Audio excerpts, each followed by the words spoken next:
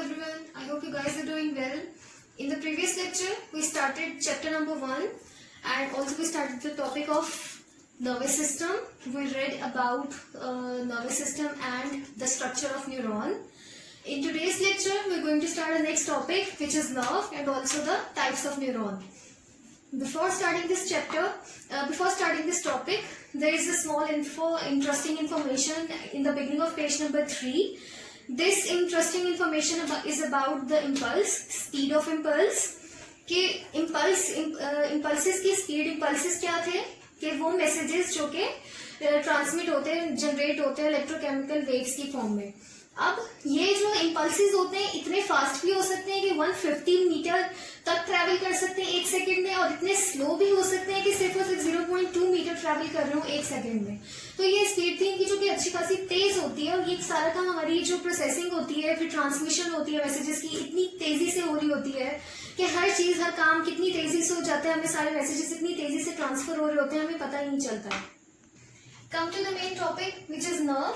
Nerve क्या होती है, थोड़ा सा हमने प्रीवियस लेक्चर में मैंने आपको ओवरव्यू दिया था, थोड़ा सा डिस्कस किया था, बट खैर here is the proper definition. Nerve is the cable-like bundle of axons enclosed in a common sheath. Sheath मतलब एक covering, एक bundle of axons होता है, एक जो इकट्ठी एक covering में enclose हो जाती हैं, तो उसको एक nerve कहते हैं. एक इस स्ट्रक्चर एक रफ सा मैंने इधर बनाया था कि ये जो नीचे जो केबल लाइक वायर्स की तरह, एक केबल्स की तरह जो आपकी ये है लाइंस, ये एक्सॉन्स हैं, और जो ऊपर है वो बाकी की रिमेनिंग सेल बॉडी है. लेकिन ये याद रखिएगा, नर्व सिर्फ और सिर्फ बंडल ऑफ एक्सॉन्स होते हैं. सेल बॉडी का अलग, जो एक सेल बॉडी कंबाइन होकर एक स्ट्रक्चर बना रही होती है ऊपर, उसका एक अलग से नेम होता है, जो कि आप आगे प्रीवियस नेक्स्ट क्लासेस में पढ़ेंगे.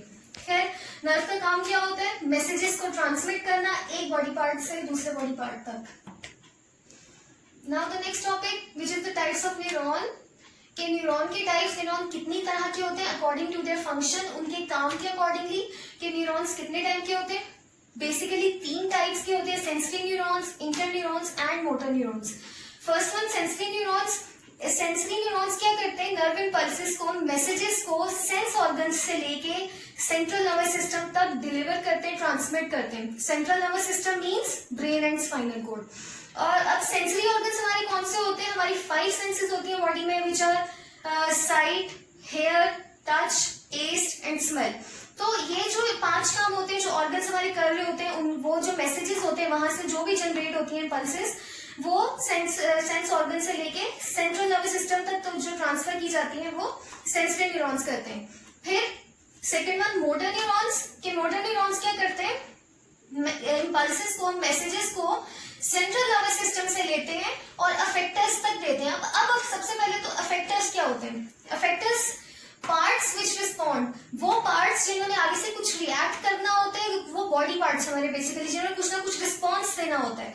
और ये 2 होते हैं बेसिकली, एक मसल्स और दूसरे ग्लैंड्स. मसल्स तो बेसिकली जो हमारी बॉडी पार्ट्स को मूव कराते हैं एक तरह से. फॉर एग्जाम्पल हमारे जो आर्म में मसल्स होते हैं जिसकी वजह से हमारा आर्म मूव कर रहा होता है.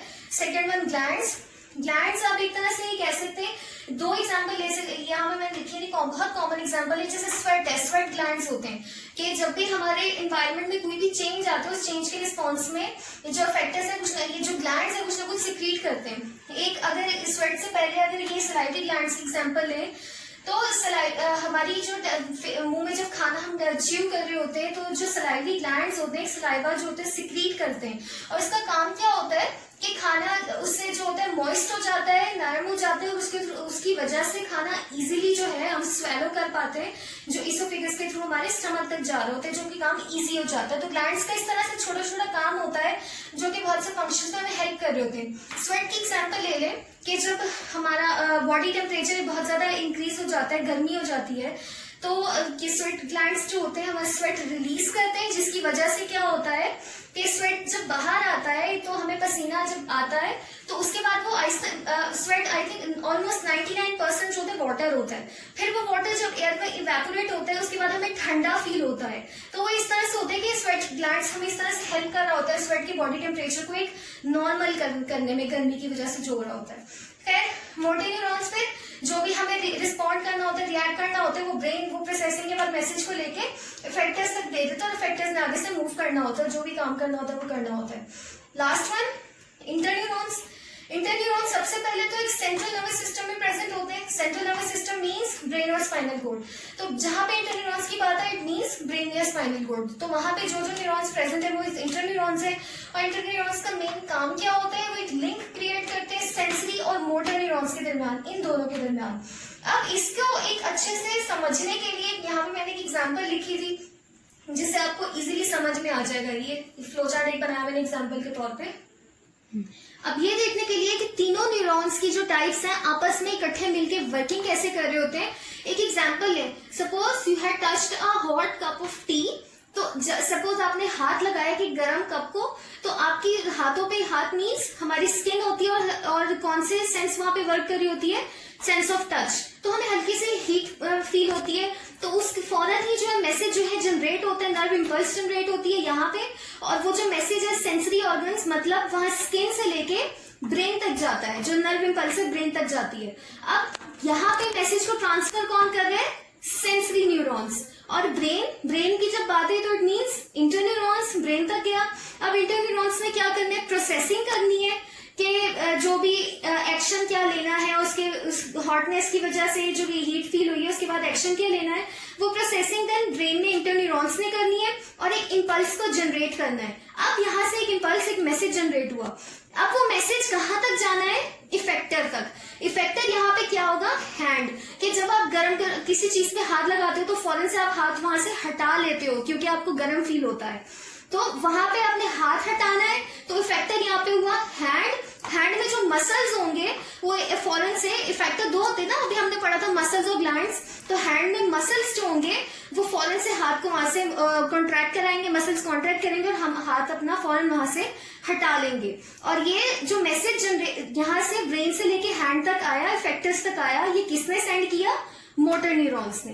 सो एक इस तरह से ये जो तीनों न्यूरॉन्स होती हैं आपस में काम, तीनों टाइप्स ऑफ न्यूरॉन्स जो होती हैं आपस में काम कर रही होती हैं। Now students, take a look at this diagram. This is the diagram of sensory neuron, motor neurons and interneurons. It is shown here that how these three types of neurons are linked together. This is the figure 1.3 which is drawn in page number 3 of your book.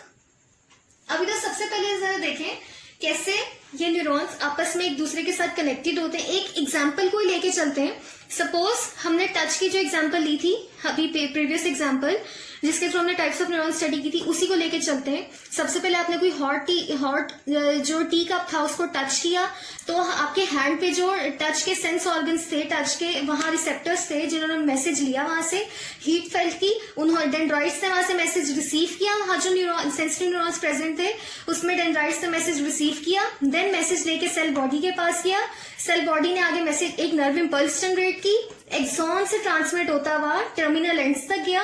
और basically class ये terminal ends भी dendrites ही होते हैं। तो खैर यहां तक गया। अब ये एक पहला ये था सेंसरी न्यूरॉन, ये जो है ये सेंसरी न्यूरॉन है। अब यहाँ पे अगर आप गौर करें तो आपको थोड़ी सी सेंसरी न्यूरॉन की जो पिक्चर है थोड़ी सी डिफरेंट लगेगी, इसका स्ट्रक्चर डिफरेंट रहेगा। जैसा हमने प्रीवियस लेक्चर में पढ़ा था, देखा था, वैसा स्ट्रक्चर नहीं रहेगा। तो एक बात आपको बताती चलूं यहाँ पे कि जो न्यूरॉन की टाइप्स है फंक्शन के अकॉर्डिंगली तो होती हैं, लेकिन इनका कहीं ना कहीं कुछ स्ट्रक्चर भी इनकी टाइप्स के अकॉर्डिंगली थोड़ा थोड़ा डिफरेंट होता है। आप आगे जाके मेन क्लासेस में डिटेल में पढ़ेंगे, लेकिन खैर यहाँ पे तो खैर इसका सेंसरी न्यूरॉन्स का स्ट्रक्चर इसी तरह का होता है। इसकी सेल बॉडी होती है और एक प्रोजेक्शन सिर्फ निकल रही होती है जो कि एक्सॉन की होती है, और हाँ एक्सॉन के एंड्स पे निकल रहे होते हैं डेंड्राइट्स। खैर ये सेंसरी न्यूरॉन ने मैसेज यहां से शिफ्ट करता हुआ नेक्स्ट तक आया। ये जो कि इंटरन्यूरॉन था, ये सेल बॉडी थी। सबसे पहले सेल बॉडी में मैसेज आया, यहाँ से एक्सॉन से डेंड्राइट से ट्रांसफर होता हुआ मैसेज इंटरन्यूरॉन्स में आया, सेल बॉडी में यहाँ पे प्रोसेसिंग हुई, इम्पल्स जनरेट हुई और फिर एक्सॉन्स के थ्रू ट्रांसमिट होता हुआ मैसेज मोटर न्यूरॉन तक आया, जहां तक इस मैसेज मोटर न्यूरॉन ने आगे जाके एंड तक ट्रांसफर करना होता है इफेक्टर तक। तो खैर एक्सॉन से यहाँ पे थर्ड न्यूरॉन तक आया, थर्ड टाइप के, विच इज मोटर न्यूरॉन। यहाँ पे अगेन मैसेज यहाँ पे सबसे पहले सेल बॉडी में आएगा, देन सेल बॉडी के बाद यहाँ मैसेज यहाँ से एक्सॉन के थ्रू ट्रांसफर करता हुआ डेंड्राइट्स तक जाएगा, एंड देन डेंड्राइट्स इसके बाद आगे जाके दूसरे सेल्स को पास ऑन करेंगे और इस तरह से यहाँ सेल्स के थ्रू पास ऑन होते होते वहां तक मैसेज जाएगा जहां तक जरूरत है, जैसे कि हैंड तक, यहाँ से हैंड से मैसेज जनरेट हुआ, गर्म फील हुआ, यहाँ पे प्रोसेसिंग हुई, ब्रेन ने कहा कि फौरन हाथ हटा लो, एक मैसेज जनरेट हुआ इंटरन्यूरॉन में, अब मोटर न्यूरॉन ने उस मैसेज को लेके हाथ तक पहुंचा दिया और आपने उस वक्त फौरन अपना हाथ हटा लेते हो। सो ये था सेंसरी न्यूरॉन, ये जो डायग्राम इतना पार्ट था ये है इंटरन्यूरॉन, अब ये जो इतना पार्ट है ये है मोटर न्यूरॉन। इंटरन्यूरॉन और मोटर न्यूरॉन का स्ट्रक्चर आपको ऑलमोस्ट वही लग रहा होगा, सेम होता है, इसी तरह का होता है, बस सेंसरी न्यूरॉन का स्ट्रक्चर थोड़ा सा डिफरेंट होता है क्योंकि इसकी सेल बॉडी होती है, डेंड्राइट्स इसके एक्सॉन से निकल रहे होते हैं, सेल बॉडी से नहीं। Okay, now students take a look at your books. Page number 3, we have read this page. I have explained page number 3, nerve and the types of neuron. Please underline the important lines. First one, the interesting information. Impulses may travel as fast as 150 meter per second or as slow as 0.2 meter per second. Then the definition of nerve, the first line. Then types of neuron on the basis of their function. Neurons are of 3 types: sensory neurons, motor neurons and interneurons. Then definition of sensory neuron. Nerve impulses carry nerve impulses from sense organs to central nervous system. Then definition of motor neurons carry nerve impulses from CNS to effectors, which are muscles and glands. That is the parts which respond. अच्छा, इसमें बीच में effectors की definition भी आप कह सकते हैं. Effectors are of 2 types, muscles and glands, and effectors are the parts which respond. Separately आप effectors की definition भी कह सकते हैं, ले सकते हैं यहाँ से. Then the third one, interneuron. Interneurons are present in CNS, brain and spinal cord. They form a link between sensory and motor neurons. And this is the figure 1.3. Now, page number 4. Take a look at activity 1.1, identification and labeling. It is the first activity of the chapter, which is a small activity. Identify the following diagram and label the parts which are indicated. Basically, अगर आप इसको गौर से देखें तो ये structure of eye है.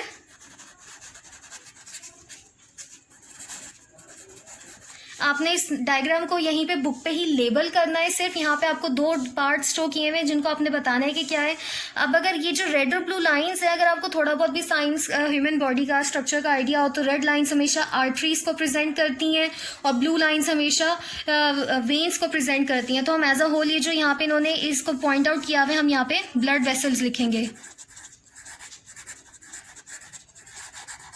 Then ये जो लास्ट पार्ट होता है, ये वाला पार्ट जिसको इन्होंने यहाँ पे पॉइंट किया हुआ है, इसको ऑप्टिक नर्व कहते हैं. ये वो नर्व होती है जो डायरेक्टली यहाँ से आई को ब्रेन के साथ कनेक्ट कर रही होती है और यहाँ से जो भी हम पिक्चर बनती है हमारे रेटिना पे आई में फॉर्म होती है, वो पिक्चर जो ऑप्टिक नर्व के थ्रू ब्रेन में जाती है और ब्रेन देन प्रोसेस करता है. अच्छा, ये बड़ी इंटरेस्टिंग इन्फॉर्मेशन है कि जो भी पिक्चर फॉर्म होती है ना रेटिना पे, वो इन्वर्ट इमेज होती है, वो उल्टी होती है. सपोज अगर ट्री हमें ऐसा नजर आ रहा है तो जो रेटिना पे इमेज बनी होगी वो ऐसी होगी. तो फिर ब्रेन में मैसेज आता है, वो इमेज जो है वो डेंड्राइट्स के थ्रू, सेंसरी न्यूरॉन्स के थ्रू पास होती हुई फिर इंटरन्यूरॉन्स में ब्रेन तक जाती है. वो इमेज को राइट साइड अप करता है, ब्रेन को सीधा करता है इमेज को ब्रेन ऑन, एंड देन हमें पता लगता है कि वो क्या इमेज है जो कि हम एक्चुअली में देख रहे हैं. सो ये एक्टिविटी थी. आपने ये जो इसको सॉल्व करने, लेबल करने बुक पे ही, कॉपी पे इस डायग्राम को ड्रॉ नहीं करना है. Now students, in this lecture we are going to start the next topic also, which is central nervous system, topic 1.1.1. Central nervous system हम पीछे थोड़ा बहुत ओवरव्यू तो ले चुके हैं हमने जब नर्वस सिस्टम का पढ़ा था, स्टार्ट किया था. ह्यूमन नर्वस सिस्टम को 2 पार्ट्स में डिवाइड किया जाता है, सेंट्रल नर्वस सिस्टम और पेरिफेरल नर्वस सिस्टम. आज सेंट्रल नर्वस सिस्टम स्टार्ट करें. Central nervous system is the control centre of whole nervous system. कि ये वो पार्ट होता है जो कि एक तरह से हर तरह की एक्टिविटी को नर्वस सिस्टम में जो फंक्शंस हो रहे होते हैं, जो प्रोसेसिंग हो रही होती है, हर तरह के काम को कंट्रोल कर रहा होता है, सबसे इंपॉर्टेंट पार्ट होता है. Then brain and central nervous system किन 2 चीजों पे कंसिस्ट कर रहा होता है, ब्रेन और स्पाइनल कॉर्ड पे. अब ब्रेन की अगर हम बात करें, ब्रेन वो पार्ट होता है जहाँ पे हर तरह की ऑलमोस्ट मेन प्रोसेसिंग हो रही होती है, फंक्शंस हो रहे होते हैं, और सबसे इंपॉर्टेंट पार्ट भी आप कह सकते हैं पूरी बॉडी का. उसके अलावा ब्रेन की definition, brain is enclosed in bony skull called cranium. के ब्रेन को प्रोटेक्ट करने के लिए उसको स्कल में, एक स्कल के अंदर होता है, खोपड़ी के अंदर होता है, और उस जो स्कल को कहते हैं क्रेनियम. ब्रेन की प्रोटेक्शन के लिए वो स्कल होती है.